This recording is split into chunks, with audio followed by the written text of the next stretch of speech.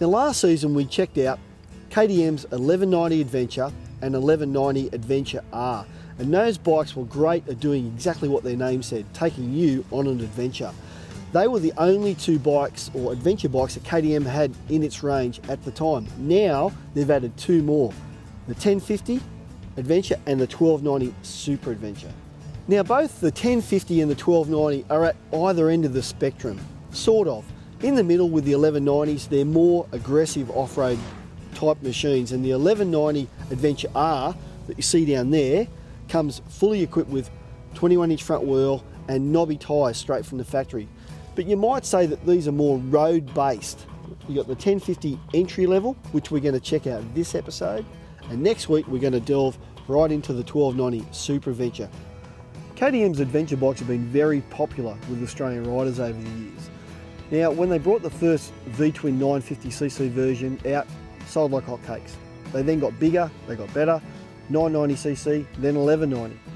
But KTM also realised that not everyone wanted the harder-edged adventure motorcycle. That's why the 1050 now exists. No one could accuse KTM's V-twin engines of lacking in horsepower, but this bike has got less horsepower than the rest. It's got just under 100, where the next bike up in the range has got basically nearly 150. Now, what does that sort of make in the real world? Does it make much of a difference? Not as much as you would think, in my opinion. And basically this bike has more than enough horsepower for the job at hand. The 1050 Adventure's seat height is 850 millimetres. Now that's 10 millimetres lower than the next highest one in the 4-bike range. And this is helped somewhat too by the fact that the travel of the suspension is the lowest. And it's got 185 millimetre suspension travel on the forks, 190 millimetres in the shock. KTM uses WP suspension in all of its adventure bike range, and this bike is, I guess you might say, the most basic of the 4 adventure bikes from KTM, and as a result has the most basic suspension. Now it's got 43mm upside down forks, no adjustment. The shock absorber on the rear has got adjustment for preload and also rebound damping. The 1050 Adventure also shows its road bike bias by the fact that it wears cast alloy wheels. It's got a 19-inch front wheel, 17-inch rear, and road biased tyres, a 110/70 on the front, 150/70 on the rear. Now let's have a look at the technical side of this monster. It's got ride-by-wire throttle. As a result, this allows KTM's engineers to give the bike traction control, and it's also got ABS. Now both of those can be switched off. There are 4 riding modes. You've got sport, street, rain, but there's an optional off-road mode. And each of those modes has its generic or default settings when it comes to power and traction control, for example. In the optional off-road, it goes even further. It changes the ABS as well. So you really got a lot of different packages that you can cater, or which will cater, for pretty much every sort of road or off-road situation. So we're here with Paul Bailey, who's been testing the 1050 Adventure for Cycle Tour. Paul's a very experienced rider, ridden lots of adventure bikes. So, Paul, what's your take on this bike? It's a very capable machine. Its pedigree with off-road racing over the years obviously shows through with the motorcycle. And the 1050, even though it's probably the cheaper version of the ones that are available, it's a very, very nice motorcycle. So this bike's got a bit less horsepower than the others in the range, and it's smaller capacity, of course, 1050cc.